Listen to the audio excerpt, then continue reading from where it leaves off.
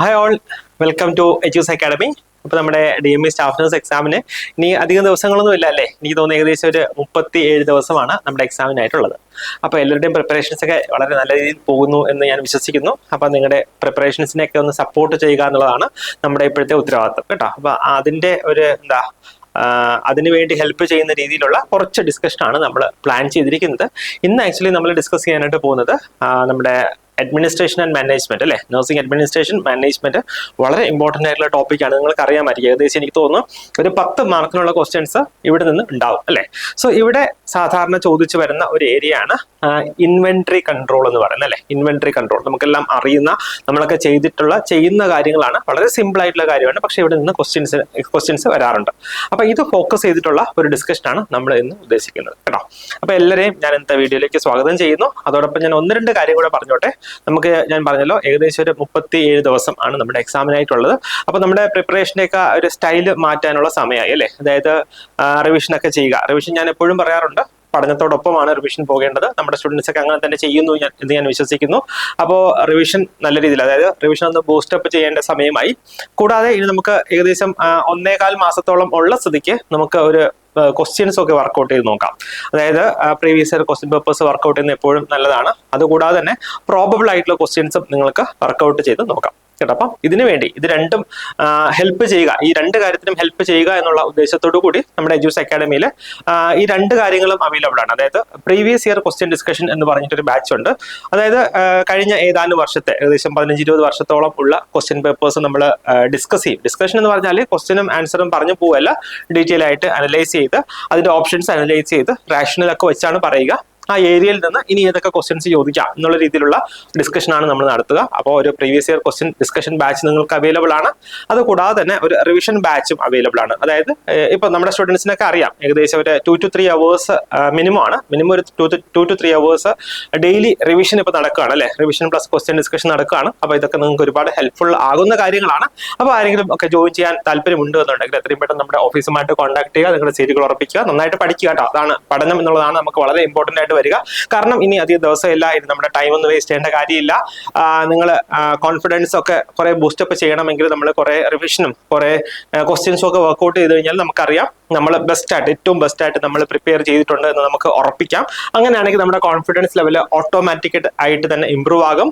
നമുക്ക് നന്നായിട്ട് exam attend ചെയ്യാനായിട്ട് കഴിയും അല്ലെ. അപ്പൊ നമുക്ക് നമ്മുടെ ഇന്നത്തെ ഡിസ്കഷനിലേക്ക് പോവാം. നോക്കിക്കേ, ഇൻവെന്ററി കൺട്രോൾ ആണ്, അറിയാമല്ലോ. ഇൻവെന്ററി കൺട്രോൾ എന്ന് പറഞ്ഞാൽ എന്താണ്? It refers to the systematic process of ordering, storing, using and managing the supply of products and materials അല്ലെ. അതായത് നമ്മുടെ ഹോസ്പിറ്റലിൽ, നമ്മുടെ ഏരിയ അല്ലെങ്കിൽ നമ്മുടെ ഡിപ്പാർട്ട്മെന്റിൽ ആവശ്യമുള്ള സാധനങ്ങൾ അല്ലെ, ആവശ്യമുള്ള കൺസ്യൂമബിൾസ് അല്ലെങ്കിൽ ആവശ്യമുള്ള തിങ്സ് നമ്മൾ എന്ത് ചെയ്യുന്നു? നമ്മൾ ഓർഡർ ചെയ്യുന്നു അല്ലെ. നമ്മളത് മേടിക്കാൻ വേണ്ടിയിട്ടുള്ള ഓർഡർ കൊടുക്കുന്നു, ഒന്നാമത്തേത്. രണ്ടാമത്തേത്, വരുന്ന ഓർഡേഴ്സ് എന്ത് ചെയ്യണം? നമ്മൾ റിസീവ് ചെയ്യണം. റിസീവ് ചെയ്ത് കഴിഞ്ഞാൽ അത് പ്രോപ്പർ ആയിട്ട്, അതായത് അതിന് ഓരോ ഇൻസ്ട്രുമെന്റ്സിനും അല്ലെങ്കിൽ ഓരോ തിങ്സിനും പ്രോപ്പർ ആയിട്ടുള്ള സ്റ്റോറേജ് റെക്കമെൻഡേഷൻസ് ഉണ്ടാവും അല്ലെ. അപ്പൊ ആ പ്രോപ്പർ ആയിട്ട് സ്റ്റോർ ചെയ്യുക. സ്റ്റോർ ചെയ്താൽ മാത്രം പോരാ അല്ലെ, ആവശ്യാനുസരണം എന്ത് ചെയ്യുക? സാധനങ്ങൾ യൂസ് ചെയ്യുക, യൂസിങ്. അതുകൂടാതെ പ്രോപ്പർ ആയിട്ടുള്ള മാനേജ്മെന്റ്, അതായത് ഈ വരുന്ന കൺസ്യൂമബിൾസിന്റെ, വരുന്ന ഇൻസ്ട്രുമെന്റ്സിന്റെ ഒക്കെ പ്രോപ്പർ ആയിട്ടുള്ള മാനേജ്മെന്റ് ഉൾക്കൊള്ളുന്നതാണ് ഈ ഇൻവെന്ററി കൺട്രോൾ എന്ന് പറയുന്നത്. സാധാരണ ഇതിനു മുന്നേ എക്സാമിന് ചോദിച്ചിട്ടുള്ളതാണ്. പ്രത്യേകിച്ച് ഇൻവെന്ററി കൺട്രോളിന്റെ ഡെഫിനിഷനിൽ നിന്ന് ക്വസ്റ്റ്യൻ ചോദിച്ചിട്ടുണ്ട് കേട്ടോ.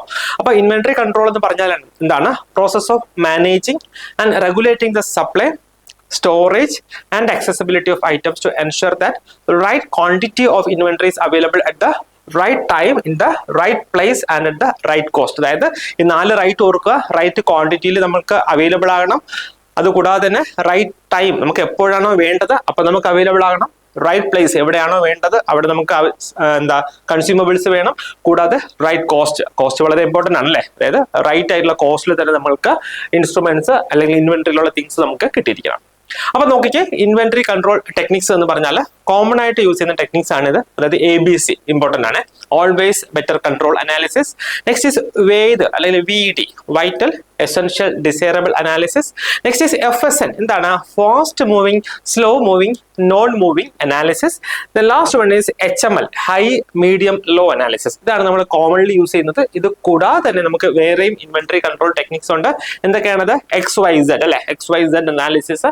Then SDE analysis, golf GOLF അതിനെക്കുറിച്ച് നമ്മൾ പറയുന്നുണ്ട് കേട്ടോ. Golf analysis and last one is SOS analysis. അപ്പൊ ഇതാണ് ബേസിക്കലി നമുക്ക് നമ്മൾ യൂസ് ചെയ്യുന്നത്. കൂടാതെ exam point of view important ആയിട്ടുള്ള ഇൻവെന്ററി കൺട്രോൾ ടെക്നിക്സ് എന്ന് പറയുന്നത്. നമുക്കതിൽ ആദ്യത്തെ നോക്കാം, എന്താണ് ABC അല്ലെ എന്ന് വെച്ചാൽ ഇത് ഇങ്ങനെയും ചോദിക്കാറുണ്ട്. ABC അനാലിസിസ് എന്ത് ക്രൈറ്റീരിയ വെച്ചിട്ടാണ് ഇൻവെന്ററി കൺട്രോൾ ചെയ്യുന്നത് അല്ലെങ്കിൽ ഇൻവെന്ററി മാനേജ് ചെയ്യുന്നത് ചോദിക്കാറുണ്ട്. അപ്പൊ ABC പറയുമ്പോൾ analysis of store items on എന്താണ് കോസ്റ്റ് ക്രൈറ്റീരിയ അല്ലെ. ഈ നമ്മൾ മേടിക്കുന്ന ഇൻസ്ട്രുമെന്റ്സിന്റെ ആണെങ്കിലും കൺസ്യൂമബിൾസിന്റെ ആണെങ്കിലും കോസ്റ്റ് ക്രൈറ്റീരിയ വെച്ചിട്ടാണ് ഈ ABC അനാലിസിസ് പറയുക. ഇമ്പോർട്ടന്റ് ആണ് ABC അല്ലെ. അപ്പൊ CEC കോസ്റ്റുമായിട്ടൊന്ന് റിലേറ്റ് ചെയ്ത് പഠിക്കുക. കോസ്റ്റ് ക്രൈറ്റീരിയ വെച്ചിട്ടാണ് ABC അനാലിസിസ് ചെയ്യുക. അതിനകത്ത് 3 ഐറ്റംസ് ആണ് വരിക. ഒന്ന് ഐറ്റം A എന്ന് പറഞ്ഞാൽ ഹൈ വാല്യൂ ഐറ്റംസ് ആണ്, ഏറ്റവും കൂടുതൽ വില കൂടിയ ഐറ്റംസ് ആണ് ഐറ്റം എയിൽ വരിക. ഐറ്റം B ആണെങ്കിലോ ഇന്റർമീഡിയറ്റ് ഐറ്റംസ് ആണ് അല്ലെങ്കിൽ ഇന്റർമീഡിയറ്റ് വാല്യൂ വരുന്ന ഐറ്റംസ് ആണ്. Last one is C, that is low value items ആണ് ഈ ഐറ്റം സിയിൽ വരിക. ഇമ്പോർട്ടന്റ് ആണ്. അപ്പൊ വേണമെങ്കിൽ ചോദിക്കാം ഐറ്റം എയിൽ വരുന്ന തിങ്സിന്റെ എക്സാമ്പിൾ വെച്ചിട്ട് വേണമെങ്കിൽ ചോദിക്കാം. അപ്പൊ നോക്കിക്കേ, ഐറ്റം A എന്ന് പറയുമ്പോൾ അവിടെ ഇമ്പോർട്ടന്റ് ആയിട്ടുള്ള ഐറ്റംസ് ആണ് വരിക. നമ്മുടെ ഒരു ടോട്ടൽ ഇൻവെന്ററി എടുത്ത് നോക്കിക്കഴിഞ്ഞാൽ ഒരു 10 to 20% ഐറ്റംസ് മാത്രമേ വരുന്നുള്ളൂ. അതായത് വളരെ കുറച്ച് ഐറ്റംസ് മാത്രമേ ഐറ്റം എയിൽ വരുന്നുള്ളൂ. പക്ഷെ അതിന്റെ ഇൻവെന്ററി കോസ്റ്റ് നോക്കിക്കേ, consume 50 to 60% of the inventory cost അല്ലെ. നമ്മുടെ ഇൻവെന്ററി കോസ്റ്റിന്റെ 50 മുതൽ 60% നമ്മൾ സ്പെൻഡ് ചെയ്യുന്ന എന്തിനാണ്? ഈ 10 മുതൽ 20% വരെയുള്ള സാധനങ്ങൾ മേടിക്കാനും സ്റ്റോർ ചെയ്യാനും അത് യൂസ് ചെയ്യാനും ഒക്കെയാണ് നമ്മൾ സ്പെൻഡ് ചെയ്യുന്നത്. Managed by top level management, അതായത് ഇതിന്റെ കോസ്റ്റ് ഇൻവെന്ററി കോസ്റ്റ് ഹൈ ആയതുകൊണ്ട് തന്നെ സാധാരണ ഇത് മാനേജ് ചെയ്യുക ടോപ്പ് ലെവൽ മാനേജ്മെന്റ് ആയിരിക്കും.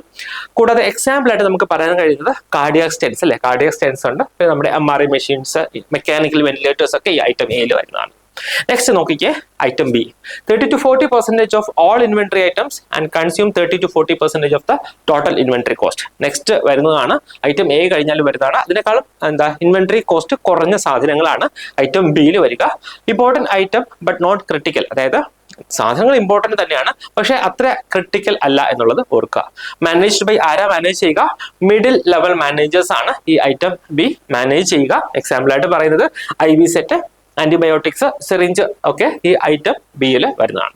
നെക്സ്റ്റ് നോക്കിക്കുക, ഐറ്റം C, അതായത് ഇതിന്റെ ഇൻവെന്ററി കോസ്റ്റ് എന്ന് പറയുമ്പോൾ വളരെ കുറവായിരിക്കും. പക്ഷെ ഇത് നമുക്ക് ഒരു ഹോസ്പിറ്റലിലെ ഇൻവെന്ററി നോക്കുകയാണെങ്കിൽ ഏകദേശം 40 മുതൽ 50% ഉള്ള ഇൻവെന്ററി ഐറ്റംസ് വരുന്നത് ഈ ഐറ്റം C ആണ്.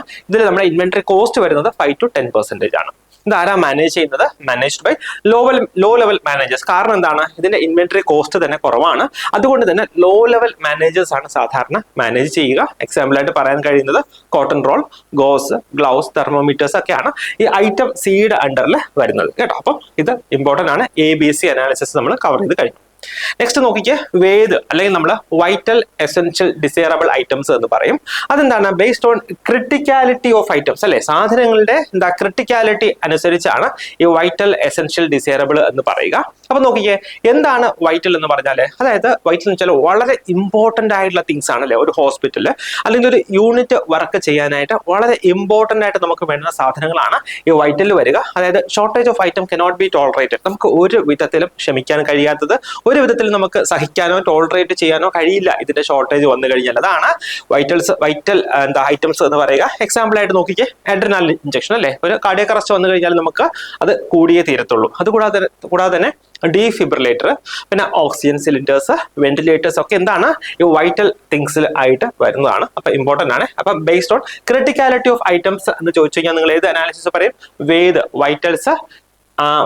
വൈറ്റൽ എസെൻഷ്യൽ ഡിസൈറബിൾ അനാലിസിസ് എന്ന് പറയും.